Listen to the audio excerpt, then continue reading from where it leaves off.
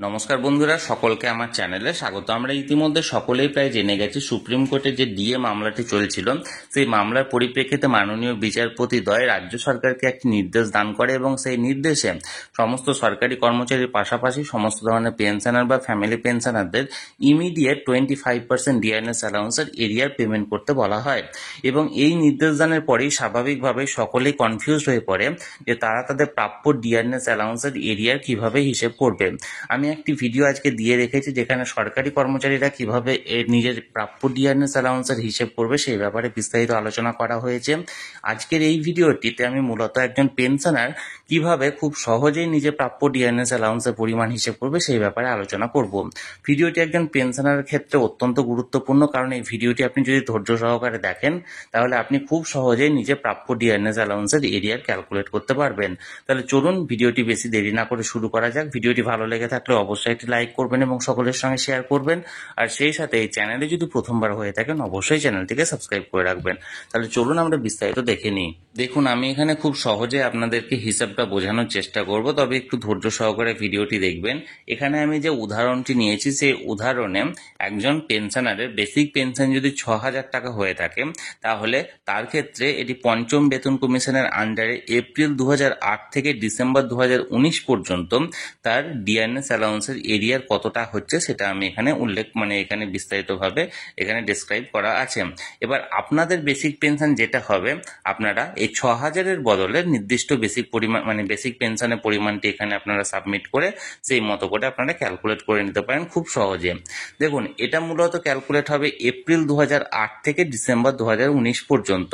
সর্বপ্রথমে serial number 1 দেখুন, serial number 1-এ April থেকে জুন 2008-এর এপ্রিল থেকে জুনে যেখানে সেন্ট্রাল গভর্নমেন্টের ডিআরএস অ্যালাউন্সের পরিমাণ ছিল 12%, সেখানে রাজ্যের কর্মচারীদের বা পেনশনারদের ডিআরএস অ্যালাউন্সের পরিমাণ ছিল 2%, অর্থাৎ গ্যাপটা ছিল 10%।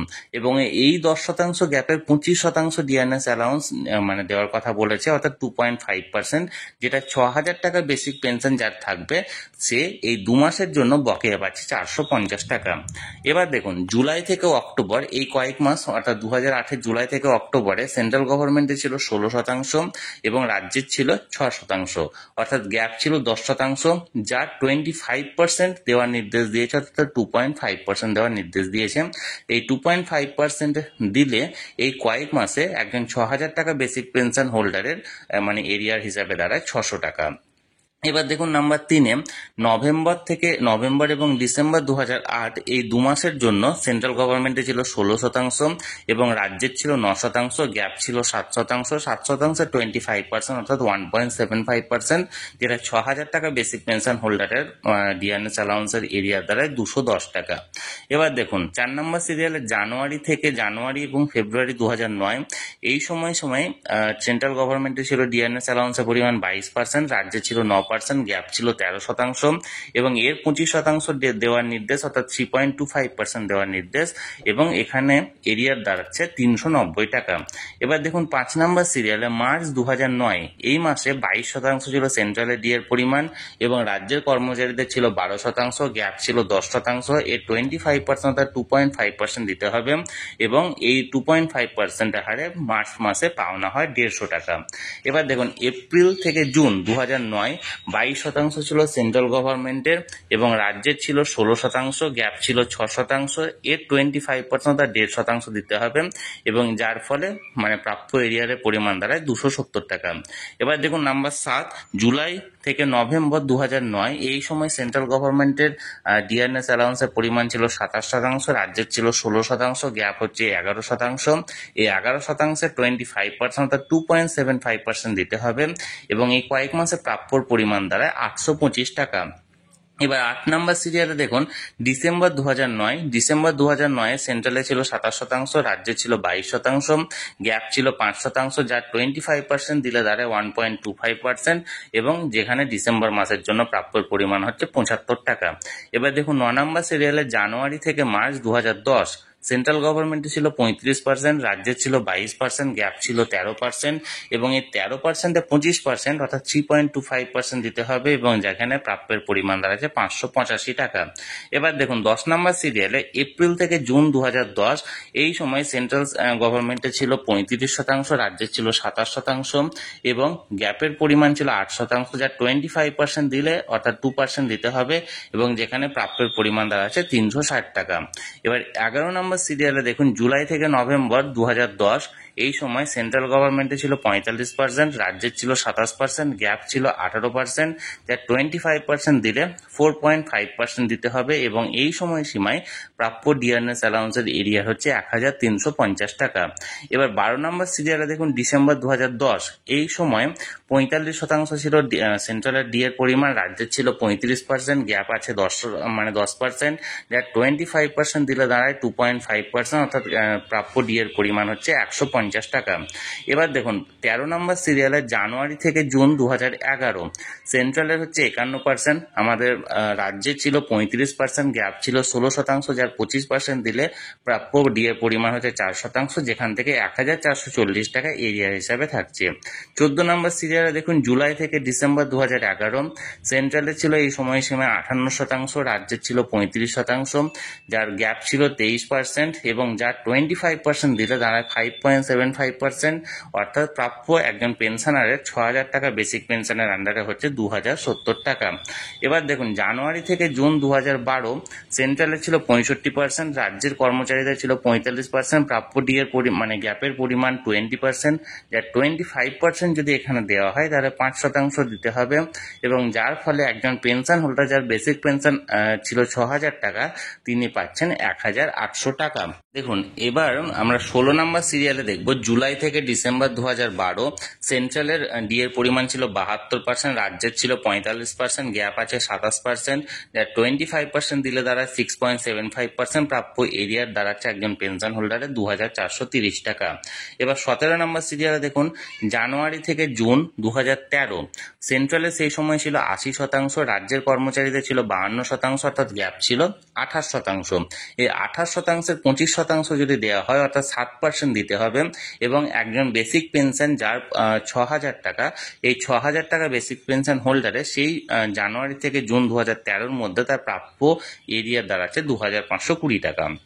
এবার দেখুন 18 নম্বর সিরিয়ালে জুলাই থেকে ডিসেম্বর 2013 এই সময়সীমায় সেন্ট্রালের ডিআরএস অ্যালাউন্সের পরিমাণ ছিল 90%, রাজ্যের কর্মচারীদের ডিআরএস অ্যালাউন্সের পরিমাণ ছিল 52%, এই গ্যাপটা হচ্ছে 38%, যা 25% যদি দিতে হয় অর্থাৎ 9.5% দিতে হবে, এবং একজন পেনশন হোল্ডারের পেনশনের পরিমাণ বাড়বে 3420 টাকা।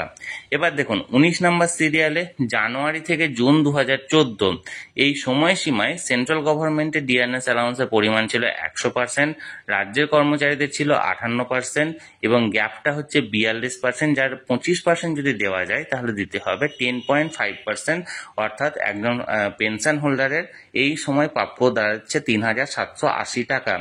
এবার দেখুন 20 নম্বর সিরিয়ালে জুলাই থেকে ডিসেম্বর 2014 107% ছিল সেই সময় সেন্ট্রাল গভর্নমেন্টের ডি এর পরিমাণ, রাজ্যের কর্মচারীদের ছিল 58%, গ্যাপ ছিল 49 অর্থাৎ 49%, এবং এই 49%-এর 25% 12.25% দিতে হবে, এবং যার ফলে একজন পেনশন হোল্ডার যার 6000 টাকা বেসিক পেনশন ছিল তার এরিয়ার দাঁড়াচ্ছে এই সময়সীমায় 4410 টাকা। এবার 21 নম্বর সিরিয়ালে দেখুন জানুয়ারি থেকে জুন 2015 এই সময়সীমায় সেন্ট্রাল গভর্নমেন্টের ডি এর পরিমাণ 113%, রাজ্যের কর্মচারীদের হচ্ছে 65%, যার মানে গ্যাপটা হচ্ছে 48%, এই 48%-এর 25% যদি দিতে হয় অর্থাৎ 12% দিতে হবে, এবং এই সময়সীমায় 6000 টাকা বেসিক পেনশন হোল্ডারে 4320 টাকা দাঁড়াচ্ছে একটা মানে প্রাপ্য এরিয়ারের পরিমাণ। এবার 22 নম্বর সিরিয়ালে দেখুন জুলাই থেকে ডিসেম্বর 2015 সেই সময়সীমায় সেন্ট্রাল গভর্নমেন্টে ছিল 119%, রাজ্যের কর্মচারীদের ছিল 65%, গ্যাপ হচ্ছে 54%, এবং 54%-এর 25% যদি দেওয়ার নির্দেশ যেহেতু দিয়েছেন তাহলে 13.5% অনুযায়ী 4860 টাকা একজন পেনশন হোল্ডারের পেনশন বাড়ছে। অর্থাৎ এই সময়সীমায় অর্থাৎ যবে থেকে সপ্তম বেতন কমিশন চালু হয়েছে সেন্ট্রালের তার আগে অর্থাৎ এখানে ডিসেম্বর 2015 পর্যন্ত পর্যন্ত একজন পেনশন হোল্ডারের তাহলে প্রাপ্য ডি এর পরিমাণ অ্যাজ ওয়ান 31/12/2015 পর্যন্ত দাঁড়াচ্ছে এরিয়ার হিসাবে 25%। বারবার বলছি এটা কিন্তু 100% নয়, মানে যেটা সুপ্রিম কোর্টে অর্ডার দিয়েছে 25%, এই 25% অনুযায়ী 36,465 টাকা। এবার আরো এখান থেকে আরো 5 বছরের হিসেবটা যাবে 2019 ডিসেম্বর পর্যন্ত। তাহলে চলুন সেটাও আমরা দেখে নিই। এখান থেকে এবার আমরা 23 নম্বর সিরিয়ালে যাব। এখানে জানুয়ারি থেকে জুন 2016 এই সময় সীমায় সেন্ট্রাল গভর্নমেন্টের ডি এর পরিমাণ ছিল 125%, রাজ্যের ছিল 75% এবং প্রাপ্য মানে যে বকেয়া সেটা হচ্ছে 50% বকেয়া, যা 25% যদি দেওয়া হয় তাহলে 12.5%। এবং এক্ষেত্রে একজন পেনশন হোল্ডারের প্রাপ্য থাকছে এই সময়সীমায় 4,500 টাকা। এবার 24 নম্বর সিরিয়ালে জুলাই থেকে ডিসেম্বর 2016 এই সময়সীমায় সেন্ট্রাল গভর্নমেন্টের ছিল 132%, রাজ্যের কর্মচারীদের 75%, গ্যাপ হচ্ছে 57%, এর যা 25% ধরলে দাঁড়ায় 14.25%। অর্থাৎ একজন পেনশন হোল্ডারের 6,000 টাকা বেসিক পেনশনে তার প্রাপ্য ডি এর পরিমাণ 25% অনুযায়ী 5,130 টাকা। 25 নম্বর সিরিয়ালে দেখুন জানুয়ারি থেকে জুন 2017 136% সেন্ট্রাল গভর্নমেন্টের ছিল, রাজ্যের ছিল 85%, গ্যাপ হচ্ছে 51%, যা 25% দিলে দাঁড়ায় 12.75%, অর্থাৎ প্রাপ্য এরিয়ার দাঁড়াচ্ছে 4,590 টাকা। এবার 26 নম্বর সিরিয়ালে দেখুন জুলাই থেকে ডিসেম্বর 2017 সেন্ট্রাল গভর্নমেন্টের সেই সময় ছিল 139%, রাজ্যের কর্মচারীদের ছিল 85%, ডিএনএস অ্যালাউন্সের গ্যাপ ছিল 54%, 25% যদি দেওয়া হয় তাহলে হচ্ছে 13.5% এবং প্রাপ্য এরিয়া দাঁড়াচ্ছে 4,860 টাকা। 27 নম্বর সিরিয়াল দেখুন জানুয়ারি থেকে জুন 2018 142% ছিল সেন্ট্রাল গভর্নমেন্টের, রাজ্যের ছিল 100%, 42% ছিল বকেয়া, 42% 25% অর্থাৎ 10.5% হারে এই 6 মাসে প্রাপ্য হচ্ছে একজন পেনশন হোল্ডারের 3,780 টাকা। এবার 28 নম্বর সিরিয়াল দেখুন জুলাই থেকে ডিসেম্বর 2018 এই সময় সীমায় সেন্ট্রাল গভর্নমেন্টের ডি এর পরিমাণ ছিল 148%, রাজ্যের ছিল 100%, গ্যাপ ছিল 48%, যা 25% অনুযায়ী দিতে হবে 12%। অর্থাৎ এই সময় সীমায় একজন পেনশন হোল্ডারের প্রাপ্যর পরিমাণ থাকছে 4,320 টাকা। এবার দেখুন 29 নম্বর সিরিয়াল জানুয়ারি থেকে জুন 2019 154% ছিল সেন্ট্রাল গভর্নমেন্টের, রাজ্যের ছিল 150%, 29% ছিল গ্যাপ, যা 25% দিলে 7.25% পাওয়া যায় এবং 2,610 টাকা ছিল এই কয়েক 6 মাসের প্রাপ্য ডিএনএস অ্যালাউন্সের এরিয়ার। এবার 30 নম্বর সিরিয়াল এবং শেষ সিরিয়ালটা দেখুন জুলাই থেকে ডিসেম্বর 2019 এই সময়সীমায় 164% ছিল সেন্ট্রাল গভর্নমেন্টের এবং 125% ছিল রাজ্যের কর্মচারীদের, 39% ছিল বকেয়া এবং 25% দেওয়ার নির্দেশ, অর্থাৎ 9.75% দেওয়ার নির্দেশ। এবং এই 6 মাসে একজন পেনশন হোল্ডার যার প্রাপ্য মানে যার বেসিক পেনশন ছিল 6,000 টাকা সে পাচ্ছে এই 6 মাসে 3,510 টাকা। অর্থাৎ এখানে দেখুন টোটাল এরিয়ার অ্যাজ অন 31/12/2019 পর্যন্ত 69,765 টাকা হচ্ছে। অর্থাৎ একজন পেনশন হোল্ডার যার বেসিক পেনশন ছিল 6,000 টাকা, এই 6,000 টাকাতে যিনি ওই মানে 2008 থেকে 31শে ডিসেম্বর 2019 পর্যন্ত তার প্রাপ্য 25%, বারবার বলছি 25% যদি ধরা হয় তাহলে 69,765 টাকা তার প্রাপ্যের পরিমাণ দাঁড়াচ্ছে।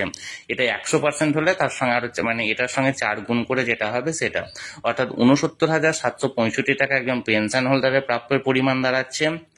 এবং সেই পেনশন হোল্ডারের বেসিক পেনশন হচ্ছে 6,000 টাকা ধরে আমি এটা করেছি। এবার আপনাদের বেসিক পেনশনের পরিমাণ কারো 4,000 হতে পারে, কারো 3,500 হতে পারে, বা কারো 8,000 হতে পারে, 9,000 হতে পারে। আপনারা 6,000-এর জায়গায় এই পোর্শনটা অর্থাৎ আপনার বেসিক পেনশনের পরিমাণ যেটা সেটা আপনারা বসাবেন। এইটা বসানোর পর আপনারা নিজেরাই ক্যালকুলেট করবেন এইভাবে লিস্ট করে, খুব সহজে অ্যাকিউরেট ভাবে আপনারা হিসেবটা পাবেন। বারবার বলছি অ্যাকিউরেট হিসাবে এখানে হিসেবটা পাবেন। অন্যান্য যে সমস্ত চ্যানেলে ভিডিওগুলো দেওয়া আছে সেখানে দেখবেন একটা পার্সেন্টেজ হিসাবে দেওয়া আছে, যেটা কিন্তু সঠিক নয়, অর্থাৎ সঠিক সব ক্ষেত্রে অ্যাকিউরেট হবে না। কিন্তু এখানে যেভাবে হিসেবটা আছে আপনারা যদি ম্যানুয়ালি করেন এখানে একদম অ্যাকিউরেসিটা আপনারা এখানে পাবেন, অর্থাৎ একদম 100% এই টাকাটাই আপনাদের হাতে আসবে। তাহলে যদি ভালো লেগে থাকে অবশ্যই ভিডিওটিকে লাইক করবেন এবং সকলের সঙ্গে শেয়ার করবেন। আর সেই সাথে আপনি যদি সরকারি কর্মচারী হয়ে থাকেন, আমি এর আগে একটি ভিডিও দিয়ে রেখেছি সরকারি কর্মচারীদের ক্যালকুলেশনের পদ্ধতি হিসাবে, সেটা আপনারা অবশ্যই দেখবেন। আর এই চ্যানেলে যদি প্রথমবার হয়ে থাকেন অবশ্যই চ্যানেলটিকে সাবস্ক্রাইব করে রাখবেন। ধন্যবাদ, দেখা হচ্ছে পরের ভিডিওতে।